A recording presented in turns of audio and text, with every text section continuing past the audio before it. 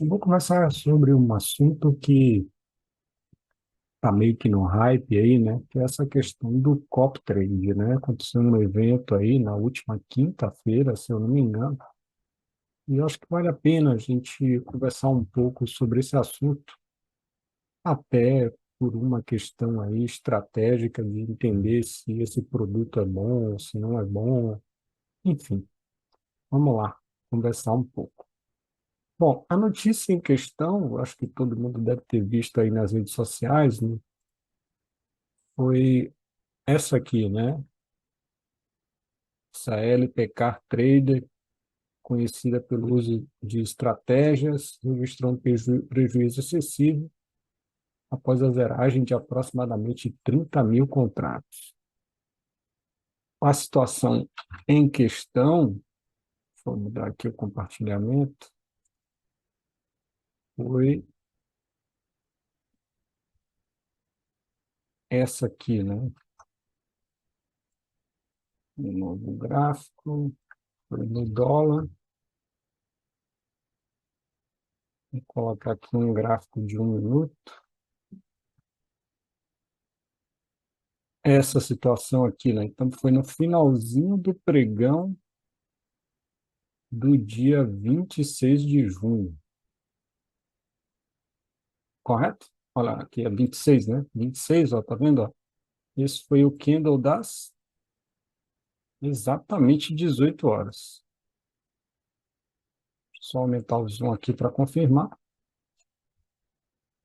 Isso. Foi 18 horas e foi uma amplitude de 81 pontos. Bom, vamos rodar esse replay para ver o que, que a gente pode extrair de aprendizado desse evento. Vamos abrir aqui um livro de ofertas e um histórico de negócios. Histórico de negócios na aba ordem original. Vou dar um play aqui só para começar o dia, depois eu ajusto ali para 17h58, 59. Pronto, já liberou aqui. Agora eu já posso colocar aqui 17, vou colocar 2 minutinhos, que é o tempo que eu consigo explicar aí. Vai demorar um pouquinho para carregar. Enquanto isso, eu vou verbalizando um pouco. Eu já conversei com vocês. A gente está ali no pregão juntos, né? E a gente sempre vem conversando sobre as novidades do mercado.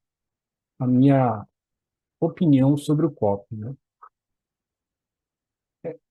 Para isso, eu vou ter que conversar um pouquinho sobre o que é o trade para nós da Connect, né? Trade para nós, vamos dizer assim, os investimentos, né? O dinheiro se divide em dois grandes blocos. Aquele bloco onde você terceiriza a responsabilidade e aquele bloco onde você decide o que acontece. Então, normalmente, o que a gente define, a diferença de definir o que é investimento e o que é trade, deixa eu pausar aqui, o que é investimento e o que é trade, eu usaria essa classificação. Investimento é algo que você aporta e você tem um comportamento passivo. Você está muito mais monitorando o que está acontecendo, por consequência, tem alguém tomando a decisão por você. É assim, por exemplo, num fundo de investimento. E tem o outro lado, que é você ter uma participação ativa na tomada de decisão, que aí é o que a gente chama de trade. Então, assim, eu fiz um trade, quer dizer que você apertou o botão para comprar, apertou o botão para vender, baseado numa técnica aplicada que você sabe executar. Portanto, a decisão final sempre será sua. Se você tiver com dinheiro aportado no fundo de investimento, por exemplo, a decisão de vender ou comprar as ações que porventura acompanham aquele fundo não é sua, é de um gestor que está lá para isso, inclusive, certo? Então, Aonde que o copy entra? Chama copy trade. Então, é, um, é uma pessoa que está operando e tem pessoas que estão replicando exatamente aquelas operações. Então, criou-se um Frankenstein aí, né, na minha visão, certo? Porque a pessoa está fazendo trade, mas quem contratou ela por trás não está tomando decisão. Portanto, isso deveria ser classificado como investimento. Aí eu pergunto, né? A primeira pergunta que eu me faço é: mas isso já não existe no mercado? Por que criar esse produto? Nós temos fundo de investimento cuja o aporte é de R$ 50, né? Se você, por exemplo, falar de títulos do Tesouro Direto, se eu salvo, não me engano, me corrija se eu estiver errado aí, coloca aí nos comentários, os aportes para você comprar títulos de tesouros podem ser de R$ 50, mínimos. Então, tem fundo de investimento que o valor mínimo de aporte é de R$ 100, que são valores equiparados aí à margem do mini contrato de dólar, né, que hoje é R$ 150. Então, eu não consigo compreender por que uma pessoa decide, ao invés de colocar o dinheiro num fundo de investimento, colocar nesse copy trade. Porque, afinal de contas, ela está se isentando de tomar decisão, certo? E essa indústria, digamos assim, ela já é largamente existente, largamente utilizada, né? Então, por que ir para migrar para isso? Talvez seja a questão da liquidez diária, né? Da liquidação diária, que é D mais um, então no outro dia você já tem um dinheiro ali, uma coisa mais rápida, uma coisa mais alavancada, talvez, né? O que me parece que não é algo muito sensato a fazer, pelo menos eu não faria, certo? Porque, assim, eu tenho fundos de investimento, carteira passiva, né? Uma série de coisas que tem um cara lá que está tomando a decisão, né? E eu quero que seja assim, porque a minha atividade principal é outra, né? Eu não quero tomar decisão de buy and hold, né? Não é a minha, né? Então, vamos pegar um exemplo aí de profissionais das mais diversas áreas do mercado, pessoas que são médicos, advogados, que têm suas profissões, que não têm tempo de olhar, ficar olhando para a tela para ficar tomando decisão, vai e coloca isso num fundo de investimento, que é uma indústria consagrada, registrada, controlada, que tem os seus pormenores e as suas nuances também, tá? Mas eu confesso que não entendi muito bem por que uma pessoa tomaria a decisão de aportar no que eu vou chamar de Frankenstein, né? Porque, de novo, né, é uma pessoa fazendo trade, portanto, ela está tomando decisões ali, né, e tem uma galera seguindo. Mas tudo bem, eu vou me abster de questionar isso, porque cada um faz o que quiser com seu dinheiro, certo? Mas veja bem, isso me leva a uma outra conclusão preliminar. Ora, se essa pessoa está tomando decisões num ativo, realizando operações day trade, e tudo que ela fizer será replicado, bom, antes da gente conversar sobre se essa pessoa é um bom trader, se ele vai conseguir performar, se não vai, se vai ganhar dinheiro, tem uma discussão anterior, que é: tem vaga para todo mundo? Tem mercado para todo mundo? Tem liquidez para todo mundo? Né? Então, eu acho, nós vamos fazer a investigação agora aqui juntos, certo? Mas eu acho que foi algo do tipo que ocorreu, certo?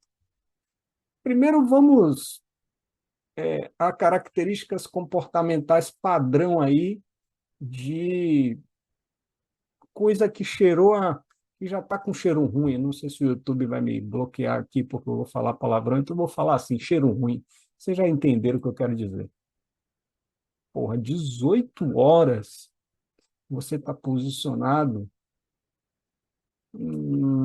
Já cheira a um negócio meio complicado, não é isso?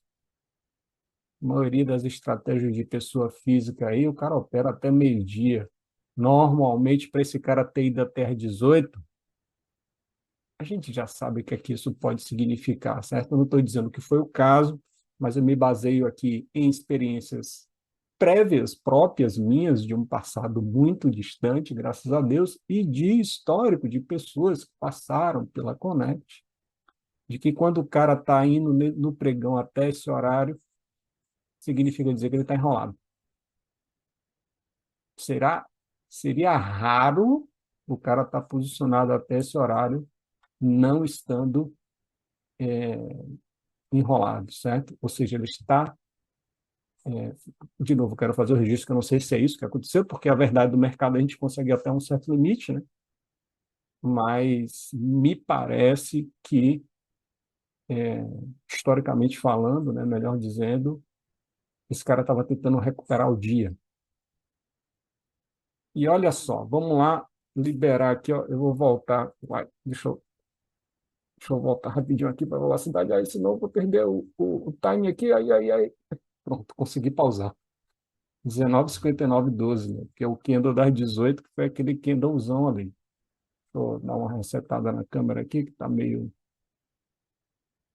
Deixa eu ver aqui o que eu faço. Deixa eu desligar e ligar ela. Pronto. Então vamos lá, vamos dar uma analisada aqui no que é que pode ter acontecido nessa situação. Eu vou habilitar aqui, porque eu acho que a gente vai precisar a aba do livro, certo? Porque a gente vai dar uma olhada nessa aba aqui de profundidade, certo? Vamos deixar por enquanto aqui nas ofertas mesmo. Vou liberar e vou botar uma velocidade menor aqui, 0,8, para não ir tão rápido. Cadê o gráfico? Eu tenho que botar o gráfico aqui do lado, né? Para a gente poder ver. Na hora que começa o regaço, vou botar o gráfico aqui do lado.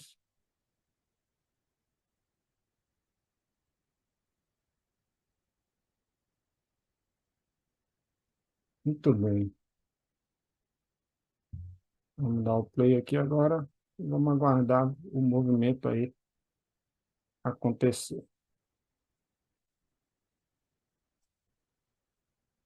O que a gente consegue extrair de aprendizado desse evento aqui, né? Então, são 19, cadê o relógio? 19:59:38. Vou aumentar mais um pouquinho aqui. Ah, deixa eu fazer uma outra coisa aqui que vai facilitar a nossa vida também. Como foi, teoricamente, uma quantidade de contratos muito grande, eu vou subir aqui esses lotes, ó. Visibilidade, onde é que sobe o lote? Filtrar negócio por lote, maior ou igual a... Vou botar aqui 50 lotes.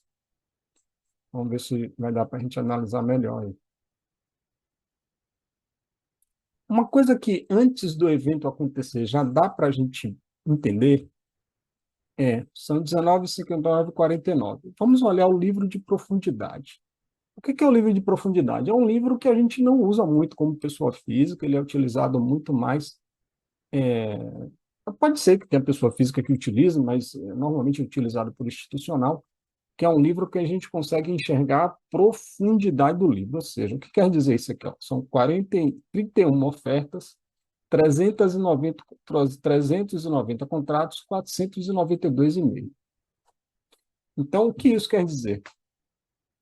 Se você voltar aqui em ofertas, a gente vai ver aqui, ó, se você botar no livro de preços, que é a junção, né, de todos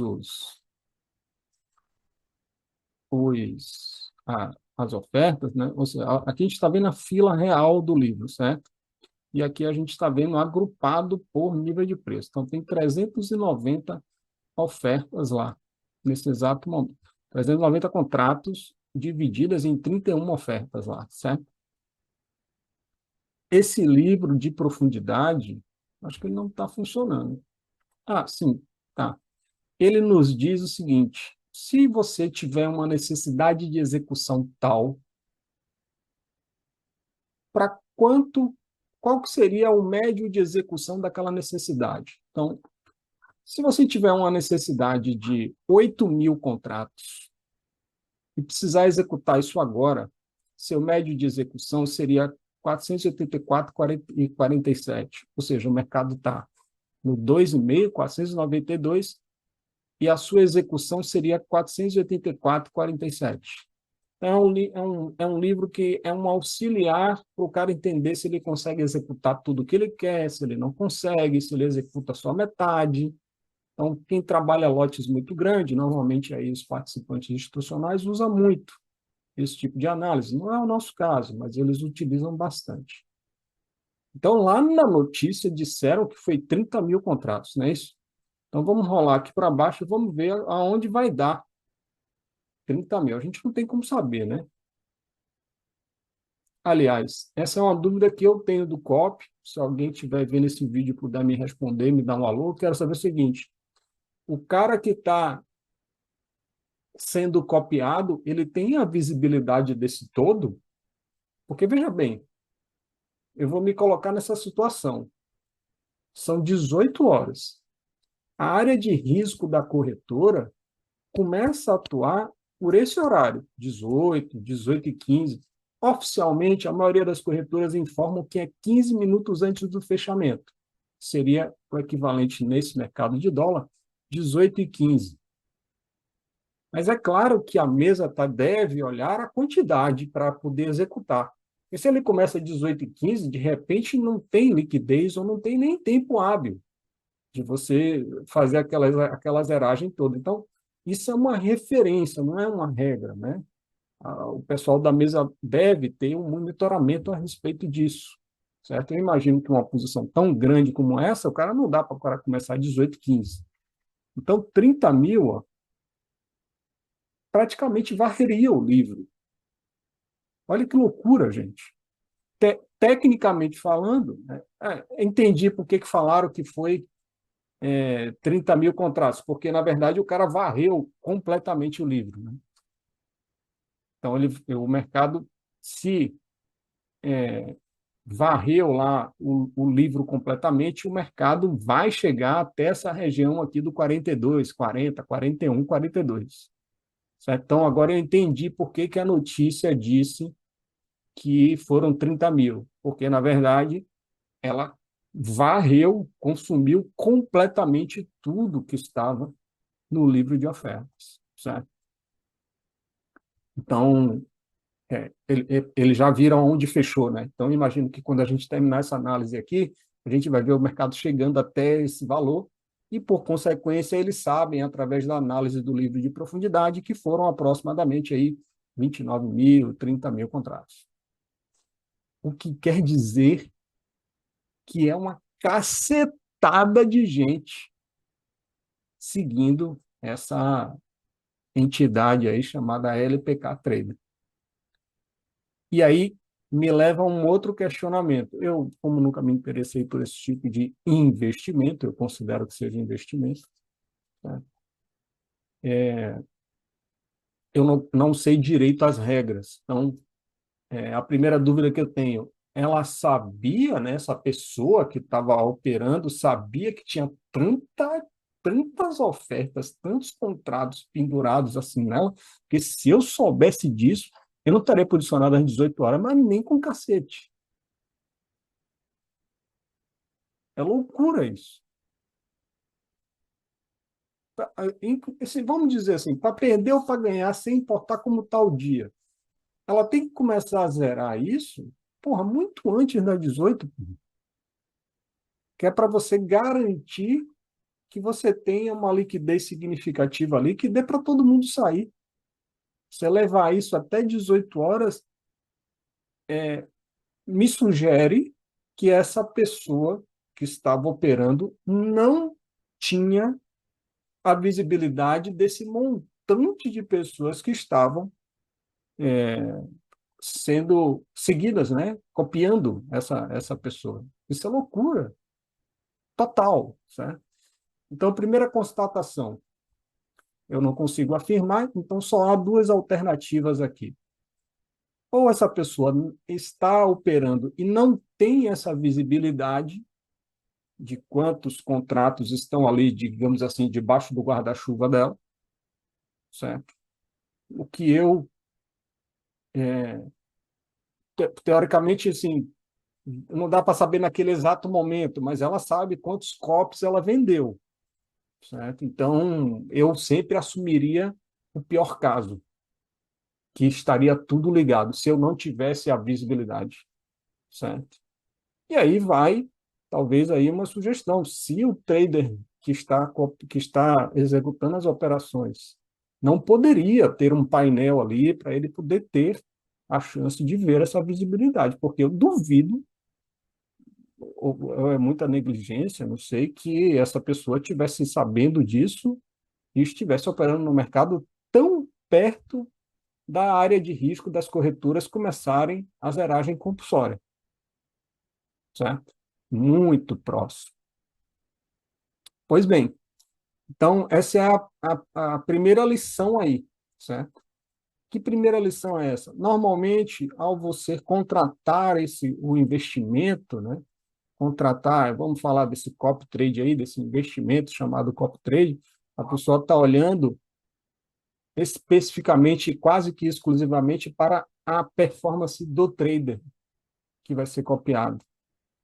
Mas aqui há uma pergunta anterior a essa. E eu posso te afirmar, inclusive, que a questão de se o trader será competente ou não, ela se torna secundária diante dessa minha indagação que eu vou fazer agora, que é: o mercado comporta esse tipo de situação porque há uma capacidade máxima de execução.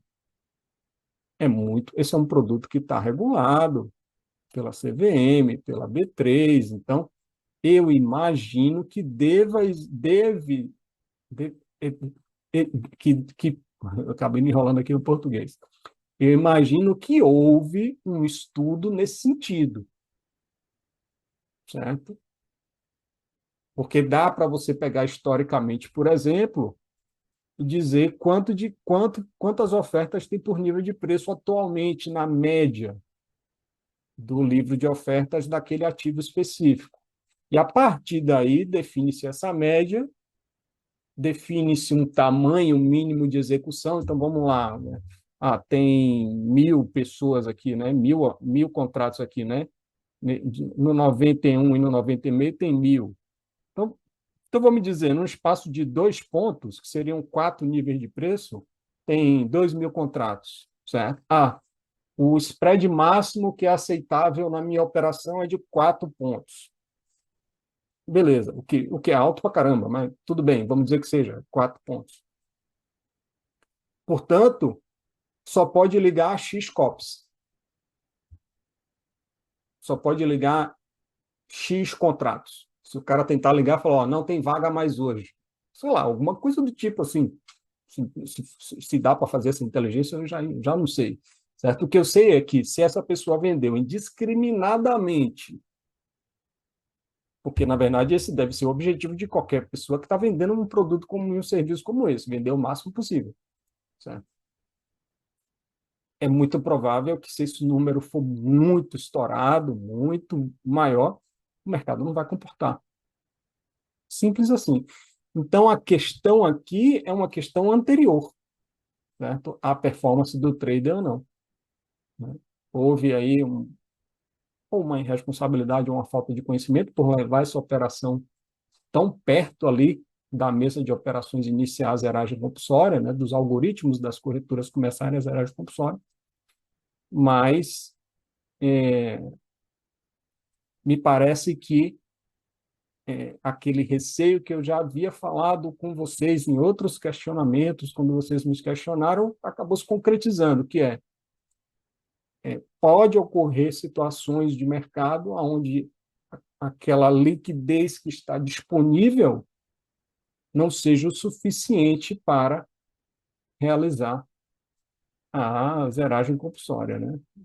Não seria o suficiente para atender todo mundo, né? E aí que me leva, talvez, a um questionamento secundário de falar de onde é que encaixaria o RLP nisso, né? Porque, teoricamente, a corretora poderia fornecer um pouco de liquidez, mas aí eu me recordo, né? Aí eu, na verdade, eu recordo que estava muito próximo do fechamento, então talvez ali usar esse artifício do RLP, né, tão próximo do fechamento fosse algo complicado, tal, né?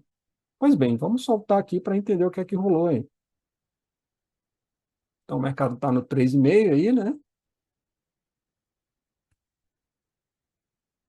E aí o que chama a atenção, né? Vamos ver se foi isso mesmo que aconteceu, né?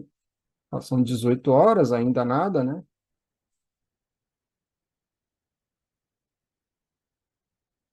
Perceba como o livro esvazia, né? Ó, o livro está esvaziando, tá vendo? Pelo menos próximo aí. Opa, opa, opa, opa. Caralho, em 20 segundos. Então, realmente foi o caso. O mercado foi parar no 11. Mas como é possível o mercado ter ido parar no 11, gente? Do 92 para o 11, a gente viu ali que tinha liquidez até o 18, 19, não foi? Que loucura! Vamos dar uma olhada aqui no Times para ver se a gente entende aqui, ó. Deixa eu colocar aqui, é que eu não uso o horário, né? Data, então 18h20. Deixa eu fazer ao contrário.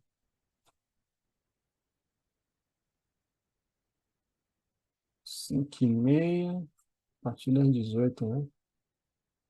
18, 19, 18 estava no 1,5, depois foi para o 90, do 90, aqui começou a pancadaria, ó, me parece que foi um copy cuja a conta master, né, estava ligada pela corretora BTG, certo?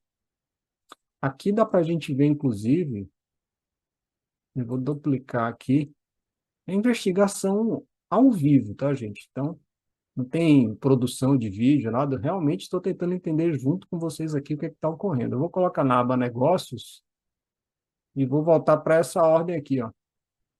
Aliás, eu acho que dá para abrir aqui. Quer ver? Clica aqui, negócios, aqui, ó. Dá para pegar todos os negócios aqui. Ah, beleza. Então vamos ver, ó. Realmente foi a corretora BTG, certo? Tem aqui umas quantidades bacanas, 50, 25. Ainda não é nada muito expressivo, 184 contratos. A Elliott também estopando. Vamos dar uma olhadinha aqui, quem foi a contraparte dessas ordens. Foi variado, né? Então, me parece que a XP também estava no circuito, né? Não sei, parecia que era BTG e XP, ó. XP quantidades muito grandes, ó. E aí aqui dá para a gente fazer o seguinte, deixa eu ver se dá para a gente fazer aqui, até para tirar essa dúvida do RLP que eu falei.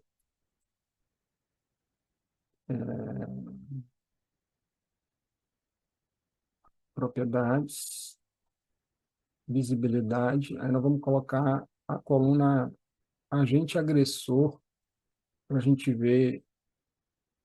Ué, por que sumiu?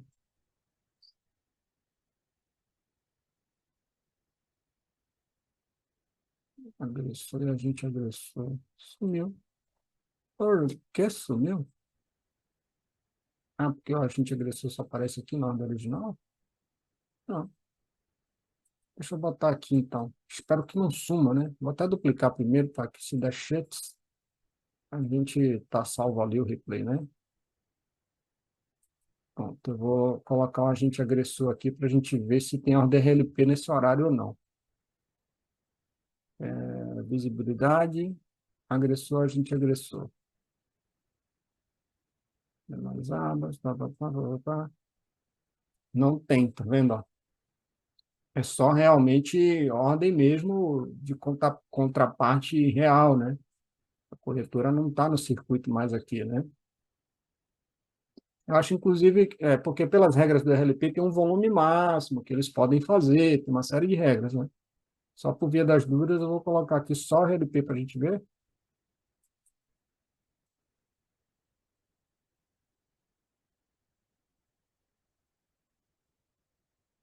Não, não tem não, tá vendo? Então, aqui realmente zeragem da corretora, tá? É ordem enviada mesmo, aí talvez pela própria Nelógica, não dá para a gente saber. Deixa eu dar uma olhada mais aqui. Como que a gente conseguiria ver? Pelo log da ordem, acho que dá para saber.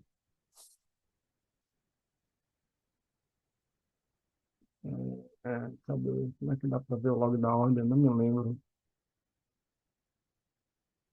Eu não me lembro. Mas, enfim, dá para a gente ter uma noção. Mas, bem, então, o que aconteceu aqui foi exatamente aquilo que a gente já havia falado, certo?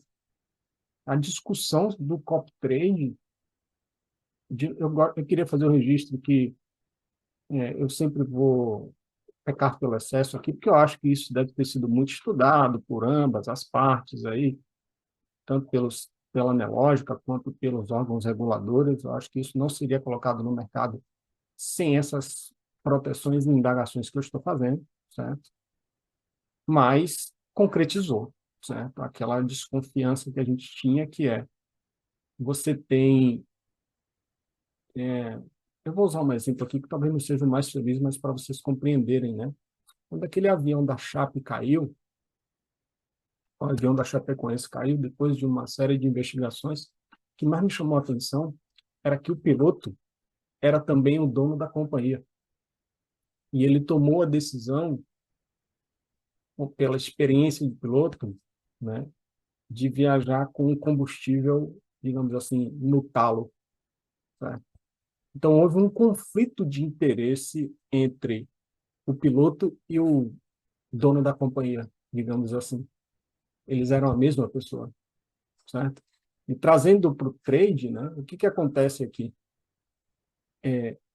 Quando a pessoa coloca um serviço desse para vender, qual é o desejo dela? Vender o máximo possível, atender ao máximo possível de pessoas que estejam interessadas naquele produto ou serviço, como é no sistema capitalista normal, certo? Eu faço opiniões sobre o copy do que eu faria e não necessariamente julgo quem o fez, certo? Então, você tem de um lado um trader ou uma entidade que está fornecendo esse serviço para a sociedade, querendo vender o máximo possível, e, por outro lado, você tem os agentes reguladores, a Nelógica, todas essas questões, tentando viabilizar isso tecnicamente, e me parece que essa conversa ela, ela não está muito legal, me parece que está conflitante. Eu, como uma pessoa comum, que estou assistindo, obviamente, tudo de fora, né? Então, eu sempre tive a desconfiança desse elástico esticado, digamos assim, certo? E por isso que eu particularmente, não acho interessante esse tipo de produto. Eu acho que esse evento deve servir para que tanto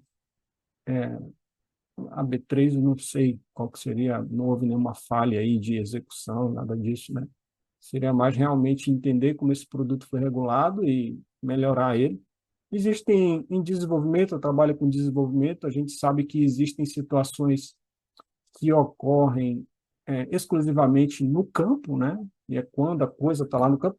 Em se tratando do mercado, então imagina, né? Porque as variáveis elas beiram ao infinito, né? Então acho que isso deve ser um exemplo, né? De um evento de pensar um pouco nessa questão, né? De fica meio estranho, porque assim, você vai vender um produto e, pelo menos o que é que vem na minha cabeça, né? Se você tem que vender um produto cujo o número de compradores tem que ser fixo, né? Porque o book vai determinar no final das contas. É porque se eu fosse vender esse negócio, certo? Eu não sei se a palavra certa é exigir ou não, mas eu configuraria, falar, cara, eu quero pagar no máximo aí, na hora que executar a minha ordem, se eu fosse o master, quem está atrás de mim, cara, tem que pagar no máximo ali um ponto e meio de spread. Depende muito ali da estratégia de cada um. Mas se fosse a nossa, são estratégias bem longas, né? Eu botaria aí, sei lá, 4, 5, 6 ticks, se fosse no índice da vida, até 100 pontos de spread, seriam 20 variações, seria aceitável, né? Na hora de executar, certo? Ou seja, isso quer dizer o quê no final das contas? A gente não tem como determinar quanto vai ter no livro, não é isso? Hoje tem uma média lá, mas ela pode mudar. Então, na verdade, isso determinaria qual era a quantidade máxima de pessoas que estariam penduradas em mim. E que se está determinando quantas pessoas estariam penduradas em mim, eu também faria que as minhas vendas refletissem isso, ou seja, o ticket médio de venda seria um pouco maior para que estivesse ali uma capacidade de pessoas mínimas, certo? Para que, se sistematicamente não se consegue se proteger numa questão dessa, eu iria me proteger a minha idoneidade, a minha credibilidade de mercado, pensando dessa forma aqui. É claro, de novo, que eu vou fazer o registro novamente outra vez, eu não sei quanto será o alcance desse vídeo, certo? De fazer o registro de que eu estou falando de uma maneira muito rudimentar, eu não li o manual, eu não li algo que eu costumo fazer antes de fazer esses vídeos, eu não li o regulamento, eu não tive acesso à possível instrução da CVM. Normalmente eu faço a leitura das instruções da CVM, então aqui eu também não quero cometer nenhuma injustiça, certo? Eu estou analisando a coisa de uma maneira muito superficial, muito mais sobre a ótica daquilo que a gente vinha conversado, né? Se a gente seria uma boa ideia, se não seria, do que propriamente para criticar alguém ou para dizer, ah, tá vendo, deu errado mesmo. Não, não é bem isso, certo? A ideia é fazer uma análise crítica, pragmática, mas o fato é que a meu principal ponto de interrogação com relação a esse serviço do copy trade era justamente a questão que aconteceu nesse pregão. Eu espero ter contribuído. Se você gostou, dê um like aí no vídeo.